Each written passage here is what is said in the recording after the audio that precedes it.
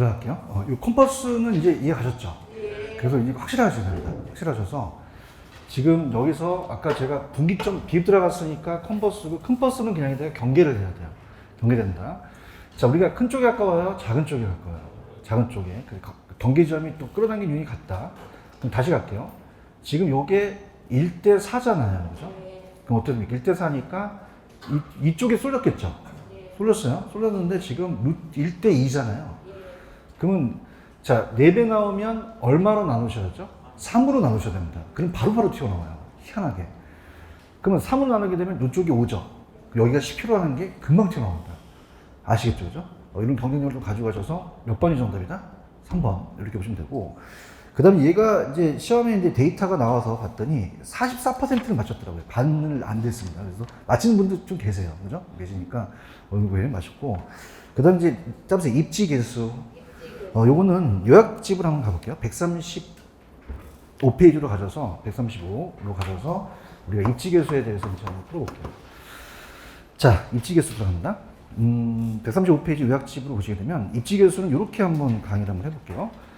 자, 항상 그냥요, 전국이 올라가요, 그 지역이 올라가요. 지역이 올라가고 전국이 내려가죠. 그 도시가 지역이 올라가고 전국이 내려갑니다. 그 다음에 LQ가 1보다 크면 비기반이에요, 기반이에요?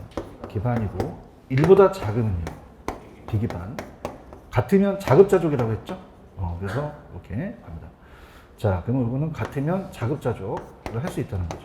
그러니까 이렇게 보시면 돼요. 자, 지금 여기 좀 밀렸는데 좀 죄송합니다. 그래서 이건 정답은 우리가 맨 마지막이 되는데, 자, 이건 이렇게 한번 가볼게요. 자, 우리가 지역하고 정부를 본다면 지금 B가 필요합니까? A만 봅니까? 그럼 B는 지우시죠. 그 다음에 전국이 지금 400만에서 자, 어떻습니까? 건설업이죠. 그럼 건설은 400에 120이라는 거 아시겠죠? 400에 120. 그럼 400에 120이 되고요. 그 다음에 지역은 어떻게 돼요? 지역은 이제 우리가 전체가 아니죠. 요거 밀렸네, 그죠? 밀렸죠, 그죠? 밀려서 좀 죄송합니다. 여기 좀 밀려가지고 맨 밑에가 1200이죠.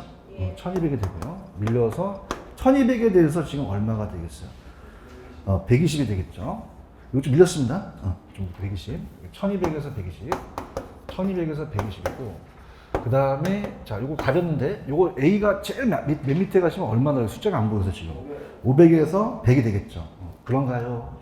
500에서 100이면, 자, 이렇게 했을 거예요. 제가 어떻게 빨리 가는 방법은, 자, 따라서 외항끼리는 곱한다. 외항끼리 곱하고 내항은 나누자. 1200에서 나누기 500하고 나누기 120은 계산기를 한 번 했어요. 저랑 같이 가볼게요. 자, 곱해보세요. 자, 100이, 자, 어디가, 100 곱하기 1200을 해보세요. 1200을 한 다음에 나누기 500 나누기 100을 한번 때려보세요.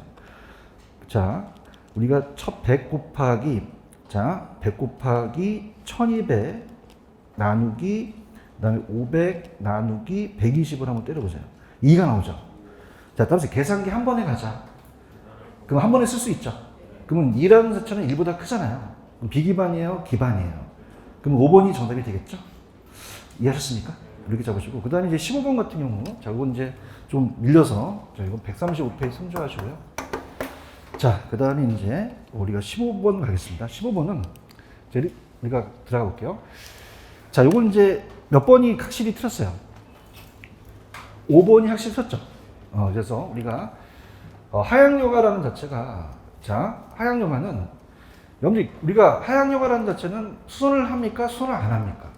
안 한다는 건 가치상승보다 비용이 더 많이 들어갔죠. 그럼 우리가 고급 주거지구에서 주택 개량을 통한 가치상승이 주택 가량보다 큰 경우예요? 작은 경우예요? 작은 경우죠.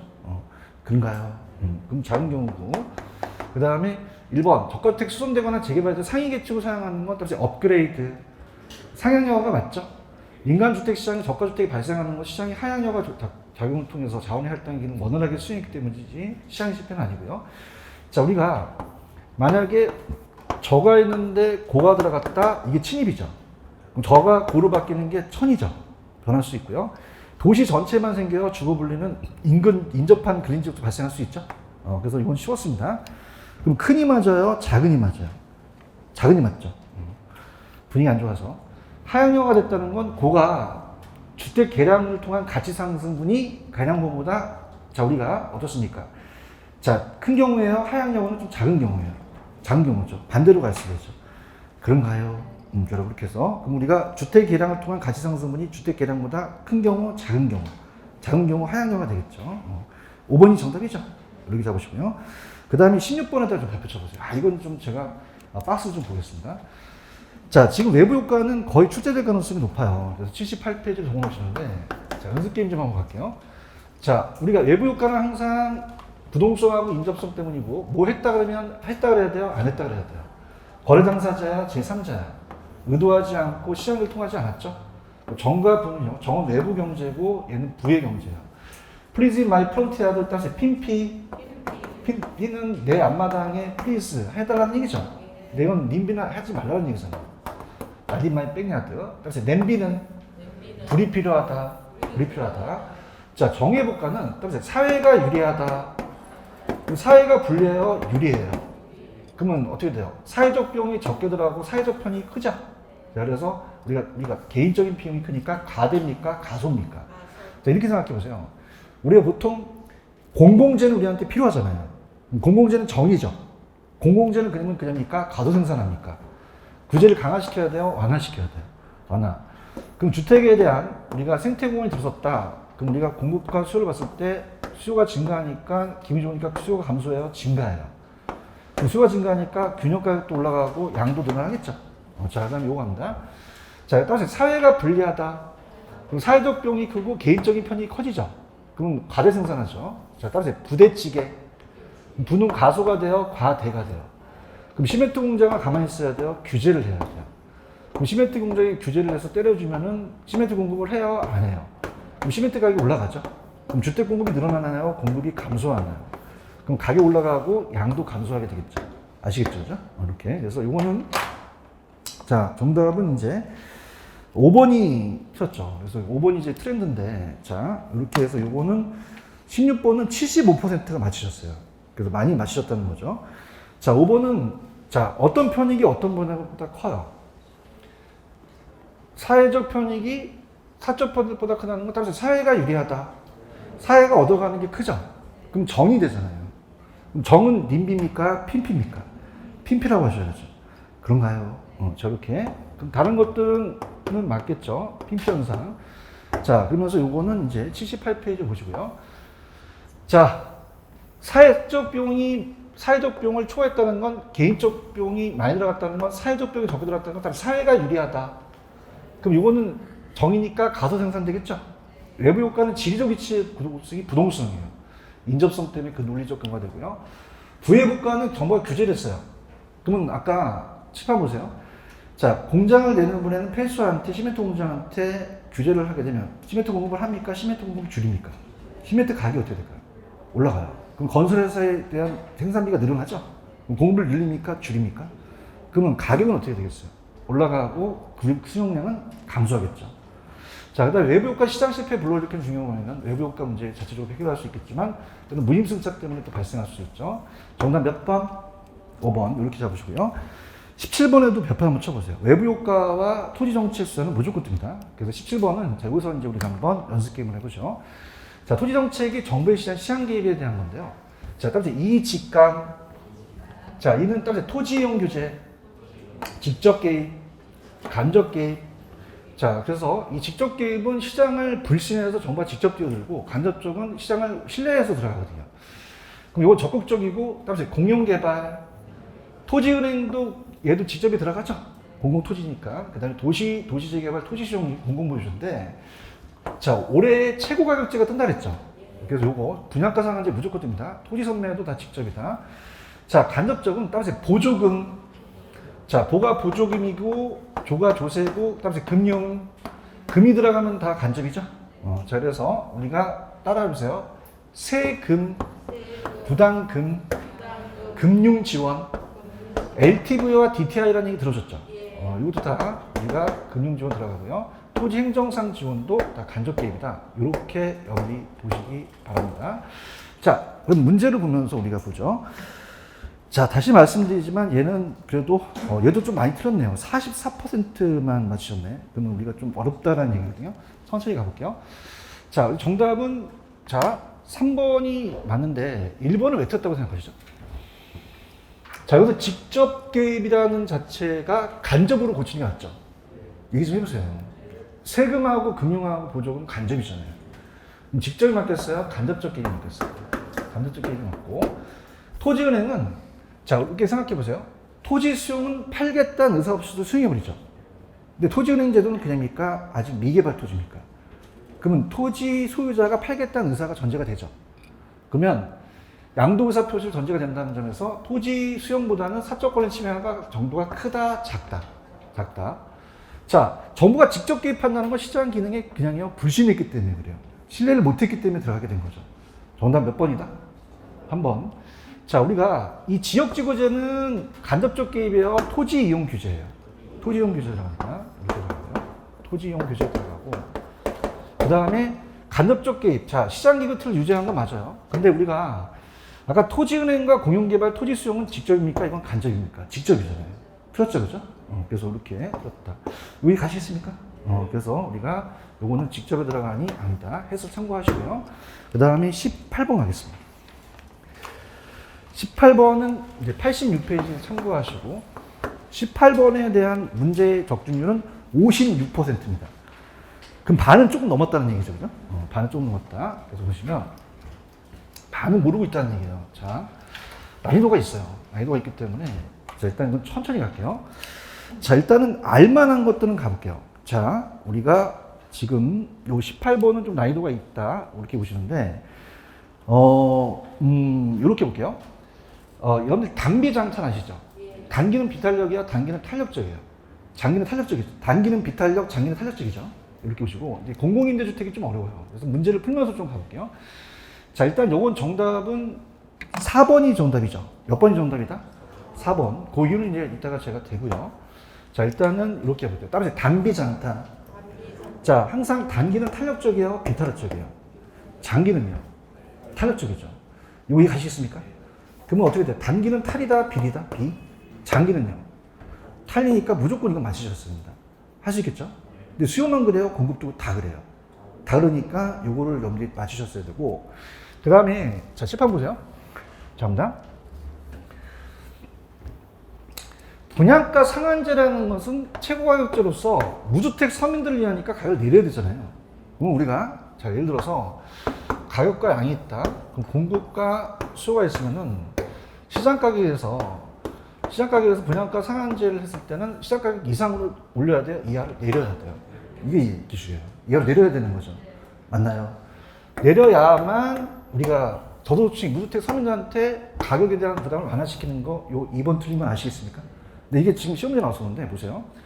자, 탄력 쪽과 비탄력 쪽은, 자, 비탄력 쪽은 그냥 해요. 가팔라요. 그 비탄력 쪽은 반응을 해요. 반응을 잘 못해요. 못하다 보니까 가격을 떨어뜨리게 되면 공급을 더 많이 줄이려고 하고 수요는 더 많이 늘어날 거 아니에요. 그런가요? 그럼 어떻게 돼요? 탄력 쪽일수록 그냥입니까? 더 공급을 줄여버립니까? 수요는 더 늘어나잖아요. 그러니까 둘 다 탄력적일 때 초과수요가 더 늘어난다는 얘기예요. 그렇죠? 그러면 수요만 탄력적일 때요, 공급도 탄력적일 때. 둘 다 탄력적이죠. 기출입니다. 꼭 가져가셔야 돼요. 아시겠죠? 근데 이제 난이도가 요 두 가지에다가 좀 발표 쳐보세요. 아, 이게 예전에 떴다가 지금은 좀 끊기는 건데, 제가 이제 화면을 갖고 왔는데, 한번 보세요. 자, 공공임대. 자, 단기와 장기가 같을까요? 단기, 장기가 다를까요? 다를 수 있죠. 나중에 프린트 꼭 암기 노트를 보세요. 암기 노트를 꼭 갖고 계시니까. 예전에 떴던 건데 이게 좀 어렵기 때문에 강의를 한 다음에 제가 문제를 선물해보죠. 들어갑니다.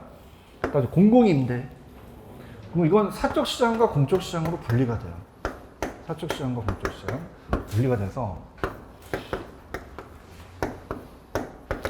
자, 이건 이제 요약집으로 굳이 본다면 86페이지로 적어주시고, 86페이지 적으시고, 자, 그럼 단기와 장기 들어갑니다.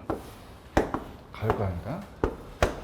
자, 그러면 공급과 수요에서 단기는 이제 우리가 움직이지 않는 장기 공급이 감소한다는 건데, 공공주택을 지으려면 직접적으로 자, 여기가 지금 7천만 원이다 라고 한다면 이 공적 시장은 비싸게 져야 돼요? 사적 시장보다 싸게 져야 돼요?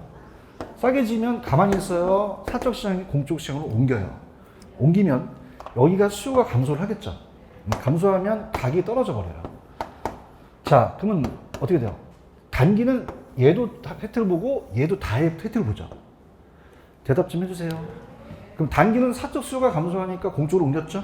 옮게 되면 공적으로 이동하는 것만큼 사적 시장이 이대로 하락하니까 그러니까 둘 다 혜택이니까 혜택이죠. 근데 장기는 그냥요 공급을 줄여버려요.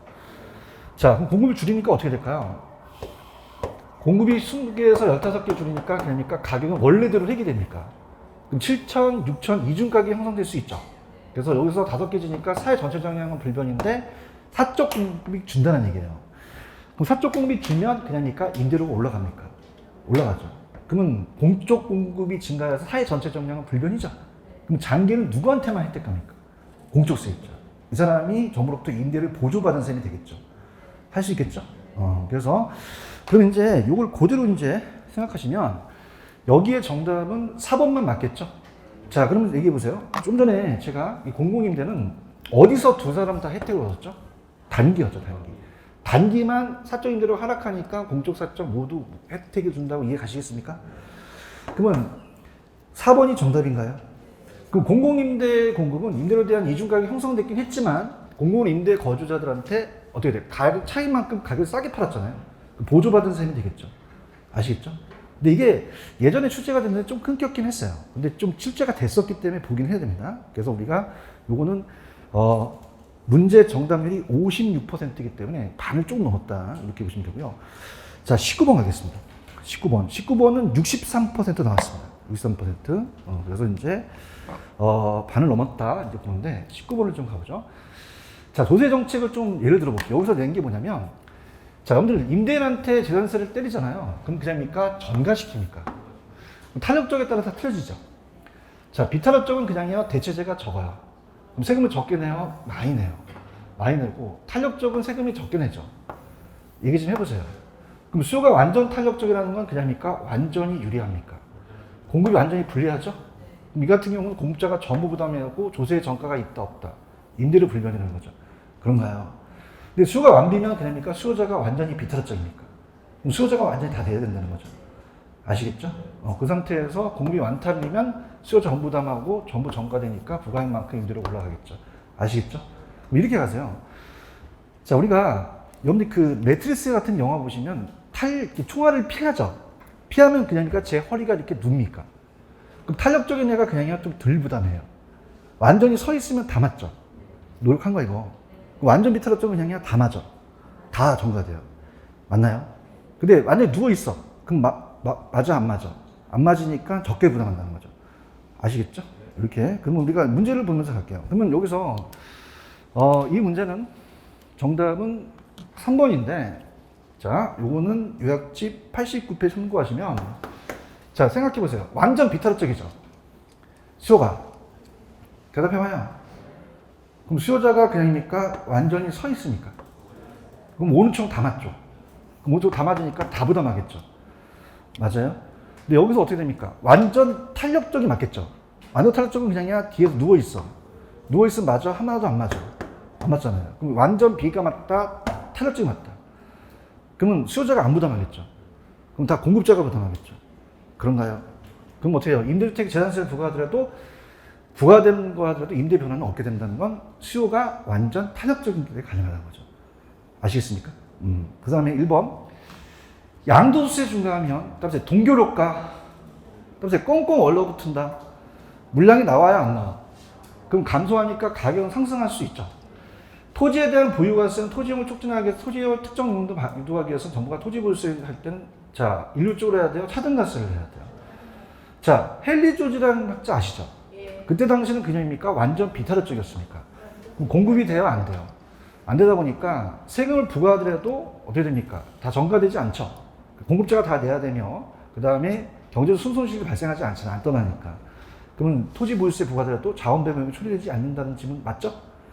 조세를 부과하거나 조세를 감면시키면 또 소득을 재분배하는 효과가 있겠죠. 그럼 정답은 몇 번 정답?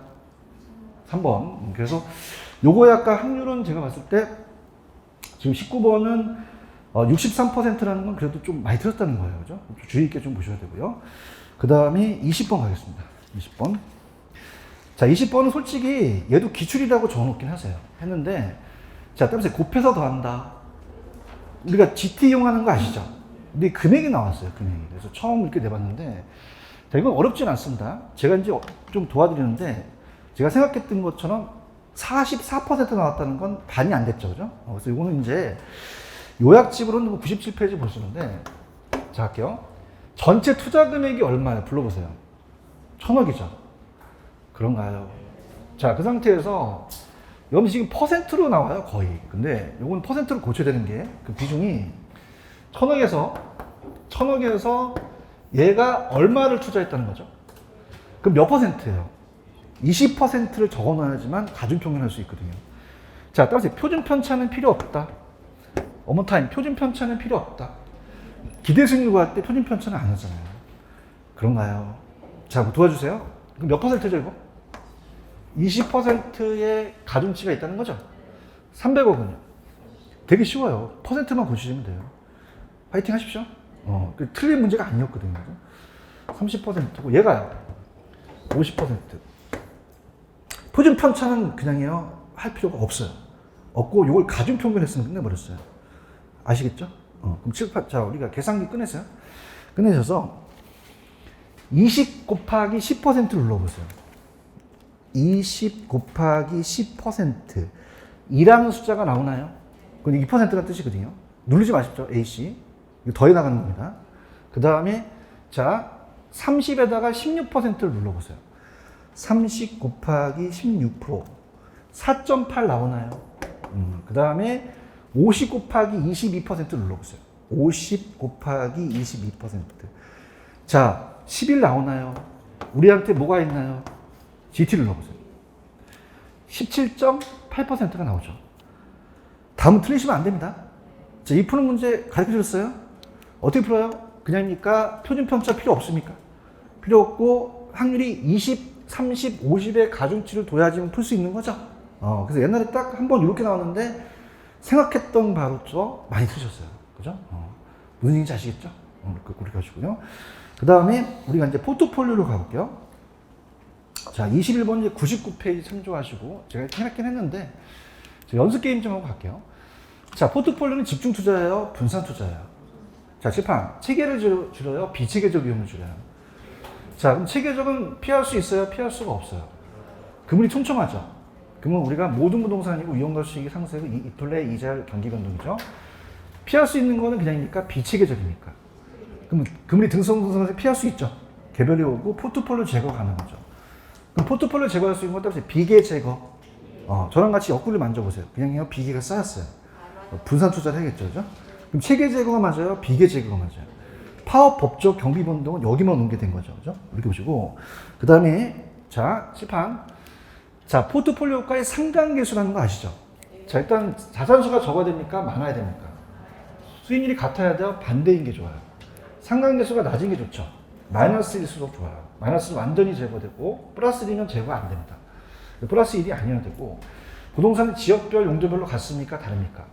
포트폴리오 구성이 가능하죠. 그 다음에 이제 우리가 따라서 효율적 전선 수익률이죠. 여기가 위험이라면 자, 효율적 전선 우하향합니까? 우상향합니까? 자, 얘는 왜 그럴까요? 효율적 포트폴리오의 집합에 우상향한다는 건 위험과 수익이 비례관계죠. 그래서 위험이 같다면 수익이 큰 거, 이런 것들 연결시킨 게 효율적 전선이에요. 자, 그러면 따라서 무차별 곡선. 투자자의 위험에 대한 태도로서 위로 볼록해요? 아래로 볼록해요? 아래로 볼록한 거죠. 그런가요? 그래서 이렇게 아래로 볼록한 얘랑 그냥입니까? 접해야 됩니까? 교차해야 돼요? 접해야 돼요? 그럼 최적이 되려면, 자, 우리가 효율적 전선과 무차별 곡선이 교차점이다, 접하는 점이다. 이게 포트폴리오에 대한 거 되겠죠. 아시겠죠? 그 다음에 평균 분산 원리에서 선택된 같은 값이면 낮은 위험, 높은 수익이죠. 수익은 낮아야 돼요? 높아야 돼요? 위험은 낮아야 되죠? 뭐 이런 것들을 내봤죠. 그럼 우리가 여기에 대한 걸 이제 맞히셔야 되는데 21번으로 가겠습니다. 21번 또 56%가 맞히셨더라고요. 자, 갑니다.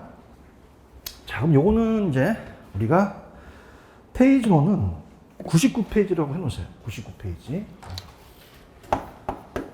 자, 갈게요. 다음 중 가장 포트폴리오의 설명 중 가장 옳은 거를 설명하시오 라고 한다면 자, 이 지문의 정답은 당연히 2번으로 하셨죠? 자, 1번을 왜 틀었을까요? 여러 자산에 분산 투자했어요. 집중투자할 경우에 발생할 수 있는 걸 개별 자산에 체계적이에요? 비체계적이에요? 자, 따라서 비계 제거. 체계 제거예요? 비계 제거예요? 비계 제거. 체계 제거는 안 됩니다. 자, 부동산 시장도 지역마다 다르죠? 지역별 종류별로 분산 투자하기 때문에 위험 분산 효과가 나타날 수 없다? 있다. 상관계수가 마이너스일수록 좋죠. 그 마이너스에 가까울수록 위험 분산 효과는 작게 나타난다? 크게 나타난다? 크게 나타나고요. 아까 이 무차별 곡선을 위로 볼록해요? 아래로 볼록해요? 그럼 아래로 오목이에요? 볼록이에요? 볼록이라고 하셔야 되죠. 볼록하고 위험 혐오적이라는 것을 의미하며 가파르수록 보다 더 위험 혐오적인 보수적인 투자자에 해당한다. 자, 이건 오목이 맞아요? 볼록이 맞아요? 그거만 틀렸고요. 최적의 포트폴리오란 개별 투자의 입장에서 수익률이 극소화되어야 돼요? 수익률이 극대화돼야 돼요? 극대화 되고 위험이 극대화됩니까? 위험이 극소화해야 됩니까? 반대가 돼야 되죠? 말도 안 되죠, 이건. 그래서 포트폴리오 효율적 전선과 교차점이에요? 접점이에요? 접점이죠. 그래서 다시 한번 가볼게요. 해설도 있지만, 자, 1번 체계적이 맞아요? 비체계적이 맞아요? 3번 작게 나타난다? 크게 나타난다? 자, 4번 오목이에요? 볼록이에요? 볼록. 자, 5번 수익률이 극소화, 극대화. 위험이 극소화 시켜야 되죠? 그래서 우리가 교차점이 아니라 접점이 맞겠죠. 그런가요? 자, 그 다음에 우리가 22번 들어갈게요. 자, 22번은 이제 정답이 3번이 정답이고요. 이건 91페이지 참고하시고. 자, 들어가겠습니다. 자, 요게 좀 애매해요. 그러니까 여러분들 이렇게 보세요. 시방. 옳은 지문이 어려운 문제예요? 틀린 지문이 어려운 문제예요? 물론 둘 다 어렵지만 옳은 지문이 어려운 문제예요. 그러니까 틀린 게랑 반반씩 내는 게 중간중간이거든요. 그럼 보세요. 금융 쪽은 자금의 융통으로서 돈을 많이 빌린 거죠. 그 부동산 투자자들이 재원을 일부 사채나 저당대부를 사용했다는 것까지는 맞아요. 대답해 보세요. 근데 정부의 재정 정책이나 통화 정책, 자, 우리가 한국은행에서 지금 금리를 인상시켰다는 얘기 들었었죠. 그냥입니까? 정책이 바뀌었습니까? 이거는 정책적인 우리가 법률적인 우리가 어떻습니까? 위험이라고 보셔야 되죠. 그런가요? 그럼 따라서 앞에 거는 맞다. 앞에 거는 맞는데 뒤에 지문이 맞습니까? 안 맞습니까? 안 맞죠. 그러면 재정 정책이나 통화 정책으로 인해서 발생하는 것은 이건 금융적이라고 해야 돼요? 법률적 위험이라고 하셔야 돼요. 법률적 위험인 거죠. 둘 다 금리가 인상하는 거 맞죠? 얘기 좀 해봐요. 자, 돈을 많이 빌려갖고 나중에 내가 금리 인상이 돼서 위험할 수 있는 거고, 화폐 정책의 재정 정책이 바뀌어서 금리가 인상할 수 있는 결과를 보는 게 아니라 원인을 본다는 거예요. 그러면은 얘는 사채를 많이 빌렸으니까 금융적은 맞는데, 얘는 금융적이에요? 이건 법률적이에요. 법률적이니까 얘가 금융적이라고 할 수 있는 거죠. 아시겠죠? 이렇게 틀린 거고요. 자, 위험이 클수록 수익도 높아지죠. 위험과 수익은 무슨 관계예요? 비례죠. 근데 위험이 클수록 그냥니까 가치는 떨어집니까? 비례예요? 이건 반비례예요. 반비례죠. 자, 그러면 2번은 왜 틀었어요? 자, 앞에 거는 비례가 맞죠? 근데 위험과 가치는 무슨 관계다? 반비례죠. 여러분들 위험할수록 할인한다는 얘기 많이 들어보시죠? 깡을 많이 하게 되면 그냥니까 가치는 떨어집니까? 떨어지죠. 반비례다. 이렇게 하시면 되고. 전세금을 제외한 차익만큼 전세를 끼고 산 것도 지렛대 효과에 들어가죠. 그래서 본인 부담에서 부동산 매입한 것도 정해질 효과를 기대할 수가 있다. 맞고요. 변이계수라는 거 아시죠? 자, 변이계수를 한번 적어보세요. 변이 이렇게 변하니 그럼 얘는 위험하니까 수치가 높아야 돼요? 낮아야 돼요? 낮아야 되기 때문에 알고 싶은 게 위로 올라갑니다. 아까 표준 편차라는 게 위험이었죠. 표준 편차가 올라가요. 편차가 올라가고 그 다음에 기대 수익률이 내려가거든요. 그래서 우리가 기대 수익률 한 단위당 위험도를 나타낸다면 이게 낮을수록 위험이 높겠어요? 낮은 투자 아니겠어요? 낮은 투자 아니 되고. 자, 인플레를 반영했어요. 자, 물가 상승했어요. 그럼 임대를 올렸어요. 그건 그냥입니까? 전가시킵니까? 그럼 위험이 축소해요? 전가해요? 전가로 보죠. 그러면 요거는 정답이 몇 번만 맞아요? 3번. 91페이지 참고하시고요. 다시 갑니다. 천천히. 정부의 재정정책, 통화정책에 대한 것은 요거는 금융적이 맞습니까? 이건 법률적이 맞습니까? 그럼 얘가 중간에 들어가 버리면 안 된다는 거죠. 이해하시겠습니까? 자, 위험이 클수록 기대수익이 높은 건 이해 가시겠죠? 근데 위험과 가치는 무슨 관계다? 반비례. 반비례입니다. 변이계수는 낮다는 건 위험이 낮은 투자안으로 볼 수 있는 거고요. 자, 인플레를 반영해서 임대차 계약을 체결했다는 건 임대를 올렸다는 건 가만히 있어요. 임대인이 임차한테 전가시켰어요. 위험의 축소가 아니라 전가가 되겠죠. 이해하셨죠? 이렇게 보시고요. 그 다음에 23번으로 가시면, 자, 이것도 제 예상대로네요. 44%입니다. 자, 이건 제가 요약집은 지금 너무 체계가 안 되어 있어서 108페이지로 보는데, 자, 따라서 역수관계입니다. 자, 역수관계인데, 자, 볼게요. 지금 일단은, 지금 여기 화면을 제가 다음 돌리겠지만, 요 21번의 정답은 3번이라고 체크되어 있죠. 그런가요? 자, 칠판. 따라서 지분 배당률과 세전현무 수징수는 역수관계다. 무슨 관계라고요? 역수. 그래서 우리가 항상 배당이 나오면 세금 받는다죠. 그럼 한쪽이 크면 그냥입니까? 한쪽이 작아집니까? 작아지겠죠. 역수니까. 그래요? 그럼 지분 배당률이 커지면 얘가 커지면 얘는 어떻게 된다? 커진다, 작아진다? 작아지겠죠. 반대니까. 역수관계를 물어본 거예요. 아시겠죠? 그죠? 그러면 어떻게 됩니까? 지금 44%의 그 정답률이 됐다는 얘기는 그래도 반은 안 됐지만 맞히신 분은 계신 거 아니잖아요. 그럼 우리가 지금 내가 3번을 모르더라도 다른 게 맞다면 얘가 맞을 수 있는 거죠. 대답 좀 해보세요. 그러니까 다른 게 실력이 있다면. 부채 감당률은 뭐보다 커야 돼요. 1보다 커야지만 순소득이 부채 서비스 갖고 남죠. 그래서 이거 맞다. 맞고 중립적으로 어떻게 돼요? 같은 거잖아요. 차입이자가 자기 자본 수익이 같죠. 대부분 자, 돈을 많이 빌리는 비율이 높아지면 타인 돈에 대한 부채, 내 돈에 대한 부채 비율이 높아지겠죠. 그럼 채무의 가능성도 높아지죠. 자, 대부분이 커지면 제가 싹 다 커진다 그랬잖아요. 자, 우리가 이것도 좀 어려워요. 다음에 순소득 승수. 자, 그럼 칠판 보세요. 순소득 승수를 구하려면, 자, 갑니다. 총 투자만 안 하셔야 돼요. 순영업소득을 하셔야 돼요. 그럼 우리가 어떻습니까? 가공기 유용순이라는 거 아시죠? 자, 칠판. 내가 다 외웠어요. 밤새서 해놨어요. 그래서 가공기 유용순. 자, 그럼 어떻습니까? 여기 지금 순영업소득 보이시죠? 그럼 순영업소득 하기 전에 무슨 경비가 있어요? 영업경비를 그거 알아야 된다는 거죠. 오케이?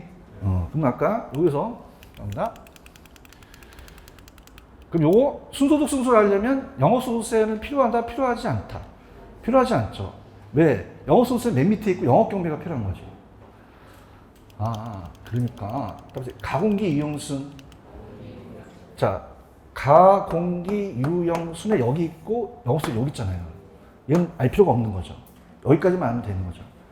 맞습니까? 그거. 그래서 그렇게 해서 요건 아마 44%가 맞았다라고 하는 저 개인적인 22년에 대한 경험은 지금 3번을 모르더라도 다른 게 맞기 때문에 아마 그쪽으로 흘렀을 거라는 생각이 들어요. 뭐 말고. 그렇죠. 틀리신 분은 뭐 어차피 찍는 거니까 그냥 아무나 찍었겠죠. 그죠? 이렇게 해서 개인적인 차가 있는 거죠. 이렇게 해서 보시면 되고. 그래서 108페이지다. 이렇게 해서 보시면 되고. 그 다음에 24번은 봤더니 요것도 44%밖에 안 나왔어요. 좀 아쉽습니다. 자, 따라서 대출 금액. LTV DTI라는 거 아시죠? 그래서 솔직히 이거는 우리가 이제 작년에 미리 담보대출을 받고 나중에 그걸 빼는 게 거의 시험 문제 거의 나와요. 근데 이건 딱 한 번 나왔거든요. 그죠? 나왔는데, 자, 요거는 이제 페이지가 없더라고요. 제가 찾아봐도 그냥 들어보세요. LTV와 DTI 아시죠? 자, 그러면 자, 칠판 보세요. 자, LTV는 담보인정 비율이고요. DTI는 총부채 상환 비율이면 둘 중에 큰 금액 적어요. 작은 금액을 적용시켜요. 작은 금액이죠. 그럼 LTV는 빨리 찾을 수 있겠죠. LTV 찾아봅니다. 자, 지문 안 읽겠습니다. 풀었으니까 시간 관계상 LTV가 몇 %입니까? 60이죠. 대출받고자 하는 최대 금액입니다. 그 다음에 가격은 얼마예요? 7억이잖아요. 6, 7이 42억이 되겠죠. 4억 2천이 되겠죠. 맞습니까? 요거 됐다고 해서 끝나는 게 아니라 DTI를 갖고 오셔야 되는 거죠. 자, DTI는 D를 R로 나누죠. 자, 그래서 이 대비시 원리금이에요. 원리금이고, I가 연소득입니다. 연소득. 그럼 연소득에다가 DTI를 곱하게 되면 원리금이 나와서 저당상수로 나눠버려요. 그죠? 저당상수로. 자, 근데 그냥니까 사업자금 대출이 있으니까. 대출이 있죠. 그럼 그냥 따라서 원리금에서 깐다. 원리금에서 까서 대출해 준단 말이에요. 맞나요? 그럼 원리금에서 깐다는 얘기는 그냥요, 금액이 적어져요. 적어지겠죠. 그런가요? 자, 그럼 갈게요. 시판. DTI가 몇 %죠? 40. 총부채 상환율. 연소득을 찾으세요. 연소득. 8천인가요? 그럼 8천만 원이니까 48에 32죠.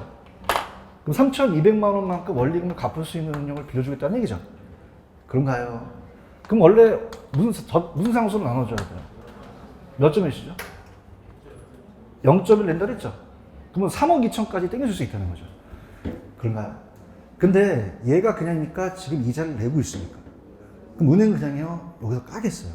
까요. 그래서 원리금에서 깐다. 원리금에서 까요. 그 원리금을 네가 갚을 수 있는 능력이 지금 3,200만 원인데 그걸 지금 사업자금 대출이 있으니까 사업자금 대출이 지금 1,200이라고 돼 있죠. 맞습니까? 그걸 까고 원리금 상환하라는 얘기죠. 그런가요? 자, 그럼 어떻습니까? 3,200에서 얼마를 까야 돼요? 1,200을 까고 원리금을 상환할 수 있는 능력을 빌려주겠다는 거죠. 할 수 있겠어요? 자, 그럼 요거 나오면 저 강의 들으신 분들로서 뭐에서 깐다? 원리금에서 까는 거죠. 왜냐면 이 전체 금액이 3,200인데 1,200이 있다면 1,200을 까고 요걸 빼서 빌려주겠다는 거예요. 맞습니까? 그러면 1,200을 깠어요. 까면 2,000이죠. 그런가요? 근데 2,000이 대출액입니까? 이건 원리금입니까? 원리금이죠. 여기다가 무슨 상수로 나눠줘야 돼요? 그럼 얼마가 되죠? 2억이 되겠죠. 그죠? 그럼 둘 중에서 큰 금액, 작은 금액. 그럼 1번이 정답이 되는 거죠. 체크하셨죠? 근데 이건 딱 한 번만 출제가 됐어요. 근데 좀 아쉽게도 전달률이 좀 낮았어요. 그죠? 그래서 꼭 체크하세요. 이렇게 보시면 되고요. 자, 그 다음에 이제 감칭교수에 대한 그 합해시장 가치니까 제가 합해시장 가치 좀 쉽게 냈어요. 25번은. 내려주고. 여기는 이제, 여기 볼게요. 자, 다음 이제 잔금. one more time. 잔금. 자, 25번의 정답은 지금 1번이 정답이에요. 몇 번이 정답이다? 1번. 자, 1번이 왜 정답인지 가르쳐 드릴게요. 자, 이건 이제 우리가 101페이지 참고하시고요. 자, 여러분 잔금이라는 건요. 자, 들어보세요. 우리가 조기 상환한다는 얘기 들어보셨죠? 그럼 예를 들어서 간다. 1억을 빌려서 6천만 원을 상환했는데 4천만 원이 남은 잔금이 있어요. 자, 그럼 매년 원리금은 그냥이니까 매년 내니까 연금의 성격이죠. 그럼 매년 4년 동안 갚겠다는 거예요? 땡겨서 갚겠다는 거예요? 따라서 땡겨서 갚는다. 따라서 잔금이 나오면 연금의 현가계수를 이용한다. 그죠? 뭐의 현가계수? 연금 현가계수. 잔여기간이죠. 자, 그러면은 지금 여기 정답은 제가 일단 화면을 이따 보여드릴 테니까 미상한 대출잔금을 계산할 때는 감칭계수입니까? 연금의 현가계수입니까? 현가계수예요. 대답 좀 해주세요. 그래서 잔액 구할 때는 원리금이 연금이라는 것은 감칭계수를 이용합니까? 연금의 현가계수를 이용합니까? 현가계수를 이용하죠. 그런가요? 자, 더당상수는 뭐예요? 연금의 현가계수 역수죠. 자, 역수관계 봅니다. 자, 칠판. 자, 일례는 뭘 줄임말이죠? 내가. 일년은요? 일시불끼리 역수죠. 연내 나오면 감기 나오죠. 연내 감기. 연연 나오면 뭐 나와야 돼요? 저상 나와야 되죠. 그렇죠? 그럼 어떻게 돼요? 정확하게 저당상수와 연금효과가 역수관계라는 게 맞네요. 임대당 1은당 매기 상환해야 할 거고. 자, 그 다음에 현재가치는 어떻게 돼요? 일시불의 현가계수, 연금의 현가계수의 저당상수의 따라서 저당상수. 감칭계수가 미래가치죠. 미음 들어가니까. 그런가요? 저당상수가 현재가치고요. 그래서 현재가치와 저당, 자, 갑니다. 칠판. 감칭계수는 현재가치예요? 미래가치예요? 뭐가 들어가니까? 미음. 저당상수. 이건 이음 들어갔죠? 그러니까 여기에, 자, 지금 다 물어보는 게 현재가치를 물어봤죠? 여기 맞고요. 자, 연금의 현재가치는 매기 연금을 저당상수로 나누어 계산할 수 있다. 따라서 역수관계다. 역수는 나눠서 계산할 수 있는 거죠? 맞고요. 자, 따라서 연내와 감기가 역수관계죠? 그렇죠? 그럼 잔금을 나타낸다는 것은 요거는 몇 번이 정답이에요? 1번. 그죠? 미상한 대출 잔액 구할 때는 감칭계수 써요? 연금의 현가계수 써요? 현가계수 쓰죠. 따라서 땡겨서 갚는다. 땡겨갖죠. 원리금이 연금이니까. 그죠? 그래서 요거 연연으로 합니다. 요거 이해 가셨어요? 그래서 정답률이 지금 아까 63%라는 것은 많이 나오진 않았어요. 그죠? 그러니까 여기 또 약하시다는 거예요. 따라서 잔금이 나오면 연금의 현가계수를 이용한다. 연금 현가계수를 이용하죠. 대답 좀 해주세요. 요게 좀 약해요. 따라서 땡겨서 갚는다. 매번 내야 될 원리금을 땡겨서 갚아버린 미상한 대출자는 연금의 현가계수를 이용한다는 게 자주 주제가 돼요. 아시겠죠? 이렇게 잡으시고요. 그 다음에 이제 25번까지 갖고 26번으로 가겠습니다. 여러분들. 자, 26번 이제 우리가 계산 문제인데요. 자, 여기서 이제 우리가 연습 게임 좀 하고 올게요. 자, 순대감이라는 거 아시죠? 그래서 여기서 연습 게임 하고 그 다음에 답안을 보겠습니다. 여러분 책을 우리가 그 프린트를 보시면 돼요. 프린트 보셔서 자, 요거는 이제 그 104페이지를 참조하시고 요것만 하고 좀 쉬었다 갈 건데요. 자, 일단은 요거는 정답이 3억이 되겠죠. 그 정답이 2번이죠. 그게 어디 갔던 거 학원 갔더니 3만 원 아닐까 아니라 3억이에요. 3억. 3억? 그래요? 그럼 자 할게요. 자, 따라서 가공기 이용순. 자, 그럼 여기서 순용업 소득도 나왔죠? 나왔나요? 자, 그래서 순용업 소득이 지금 7만 원이 아니라 7억이라는 뜻이에요. 7억. 부채 서비스액 한번 찾아볼게요. 아, 요걸 많이 물어본다, 저한테. 부채 서비스액이 원리금이에요. 뭐라고요? 그 원리금을 찾아내 주셨어야 되는 거죠. 원리금이 얼마죠? 3억이죠. 그러면은 세전 현금 수지가 4억 되겠죠. 아? 그러면 아까 순대 이감이 있었죠. 순대 이감 기억나세요? 자, 그럼 순용업 소득이 지금 얼마였죠? 7억. 대체 충당금은 있나요? 있네요. 원래 없었는데 인기 나왔네요. 얼마가 더해주죠? 2억. 이자와 감가를 빼야 되죠. 그럼 이자는 얼마예요? 1억. 감가상각비는요? 3억이죠. 그럼 요거 합치면은 요게 6억이 되겠죠. 아니, 우리가 아니다. 지금 요거 2억에다 요거 합치 9억이죠?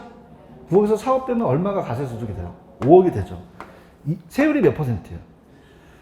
그럼 5억에다가 20% 땡기면 되죠. 그럼 1억이 영업소득세가 되는 거죠. 언더스탠드? 그럼 자 할게요. 그 영업소득세가 얼마예요? 2억인가요? 그러면 세후가 얼마가 되겠어요? 아, 1억이죠, 1억. 1억이면은 세후가 3억이 되겠죠. 하실 수 있어야 됩니다. 이렇게 해서 그럼 정답은 몇 번이 정답이다? 2번이죠. 그래서 요거는 어떻습니까? 25%밖에 안 나왔어요. 그죠? 그래서 이렇게 해서 좀 분발하셔야 되네요. 아시겠죠? 그죠? 그래서 한 번만 더 조금밖에 안 나왔기 때문에 내가 삐져가지고 갈게. 자, 갑니다. 신용업 소득이 얼마? 대답도 안 해. 7억이죠. 많이 갈리는 게 이거예요. 부채 서비스액이 원리금 상환액이에요. 3억을 빼셔야 됩니다. 그럼 나온 게 4억이 세전이죠. 순대감이 했더니 소득세가 얼마 나왔어요? 1억. 그러면 세후 현금 수지가 3억인 2번이 정답이겠죠. 아시겠죠? 여기까지 했습니다. 좀 쉬었다가 갈까요? 좀 쉬십시오.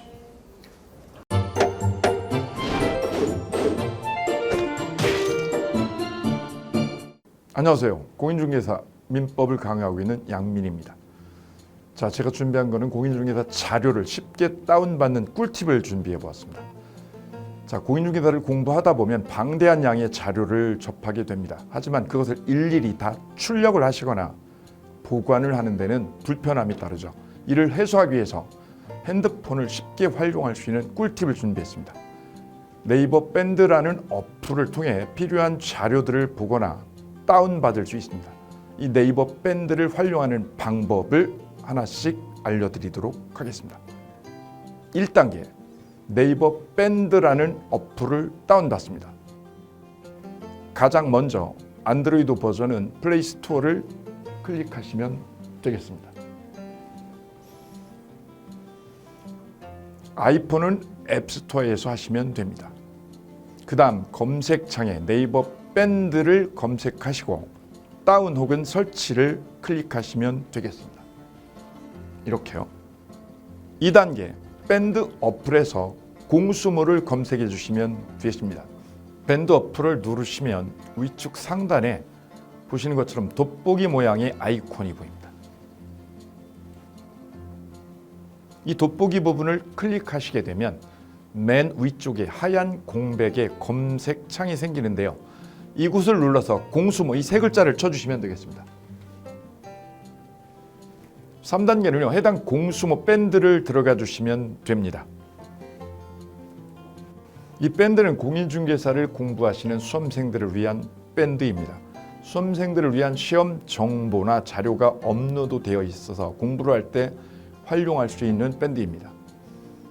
보시는 것과 같이 강의와 관련된 공지사항이나 최신 자료가 다양하게 제공되고 있습니다.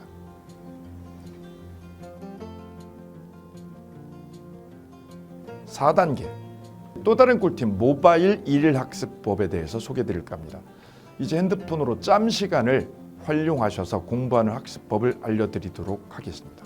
자료 페이지에서 뒤로 가기를 누르시면 처음 보셨던 페이지가 뜹니다. 여기서 내려가 보세요. 모바일 일일학습이란 코너가 보입니다. 이 부분을 누르게 되면요. 매일 한 개씩 핵심 부분이라고 할 수 있는 문제가 업로드되어 있고요. 더 아래로 쭉 내려가시면 정답과 해설 부분을 볼 수가 있습니다. 맨 아랫부분을 보시면 이렇게 댓글 쓰기도 남길 수 있으시죠. 스마일 부분을 눌러 좋아요로 표시할 수도 있습니다. 짬을 내어 스스로 학습한 뒤 모르는 부분을 질문할 수도 있고 하루 동안 공부했던 것을 정리하시거나 공부한 소감을 적어 놓으실 수도 있습니다.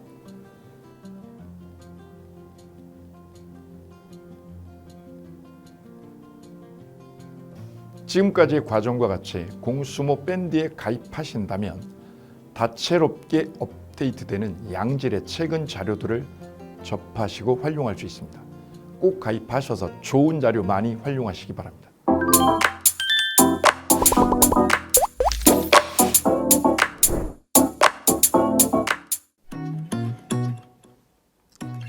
자, 안녕하십니까. 자, 이번에는 부동산 실무 일반인들이 어떤 도움을 받기 위한 관련된 밴드에 대해서 소개를 시켜드릴 건데요. 일단은 검색창에다가 365 부스라고 치시면 돼요. 365 부스인데 365일 부동산 스터디라는 밴드예요. 네이버 밴드인데 365 부동산 스터디라는 밴드 일단 클릭하시면 현재는 이제 4만 명 정도 되는 밴드인데요. 우리가 일반인들이 어떤 부동산 정보를 습득하는 데 있어서 이 정보를 얻기가 되게 쉽지가 않습니다. 내가 어딘가를 찾아본다고 해서 잘 찾을 수 있는 것도 아니고 어떤 전문가들이 하는 말들이 친밀성이 있는 건지 아닌지에 대해서도 우리가 잘 믿을 수가 없는 거기 때문에 그런 정보를 그래도 좀 손쉽게 찾아볼 수 있게끔 저희 이제 이 밴드에 구성된 전문가들이 정보를 좀 제공해 주는 거기 때문에 아마 유용하게 활용할 수 있을 거고요. 내가 부동산 중에 토지를 좀 알고 싶다 또는 상가를 좀 알고 싶다 또는 나는 내 집 마련을 위해서 청약이 좀 궁금하다. 근데 그게 솔직히 어디 가서 물어보거나 어떤 정보를 찾기 쉽지 않아서 그것 때문에 만들어진 밴드라고 보시면 돼요. 그래서 365일 내내 부동산을 어떤 공부한다는 취지로 밴드에 들어오셔서 질의응답도 하시고 궁금한 사항에 대해서 예를 들어 문의를 하시면 저희가 관련된 정보를 또 제공해주는 그런 밴드라고 보시면 되겠습니다. 어떤 밴드냐면 한번 보시면은 지금 현재는 공지사항이 제일 먼저 나올 건데요. 이 공지사항은 기존에 있던 오프라인이 어떤 강좌가 있으면 그 강좌에 관련된 거 세미나라든지 그래서 평소에 이제 우리가 이제 접하지 못했던 강의들 있죠. 이렇게 진행이 된다라는 거 공지를 좀 하는 그런 내용들이고요. 하나 좀 더 올리면 자 이제 우리 교수님이에요. 교수님 중에 상가 교수님이 최근에 예를 들어서 법이 바뀌었어요. 법이 바뀌게 되면 최근에 바뀐 법이 이런 바뀐 법이 있으니 중개업을 한다거나 투자를 할 때 좀 유의해서 알아보시면 좋겠습니다라는 거를 올려놓을 거예요. 기존에 올려놓은 자료가 있으면 또 찾아보시면 되는 거니까 이렇게 해서 계속 밴드에서 소식을 받으시면 실전에 굉장히 도움을 많이 받을 거라고 예상합니다. 부동산 관련된 내용 중에서 하나 더 보시면 이제 랜드프로에서 직접 우리 프로그램 만들고 있어요. 그래서 부동산 까발리기, 부동산 부티크 이런 TV 관련돼서 부동산 팁 있죠. 예를 들어서 청약을 받아야 되냐 말아야 되냐, 지금 강남권 아파트를 투자해야 되냐 말아야 되냐 이런 정보를 쉽게 여러분들이 접하지 못하기 때문에 그런 관련된 것들을 시대에 맞게 흐름에 맞게 부동산 시장이 이제 요동치면 내가 지금 집을 팔아야 되냐 사야 되냐 그런 것들에 대해서 신속하게 정보를 들을 수 있는 밴드니까 시간이 나실 때마다 자주 들어오시고 저도 자주 들어와서 좋은 정보 남겨드릴 테니까 자주 들어오시기 바랍니다. 저는 부동산 공법하고 부동산 토지 투자를 강의하는 고상철이었습니다. 자주 밴드에서 뵙도록 하겠습니다. 자, 수고하셨습니다.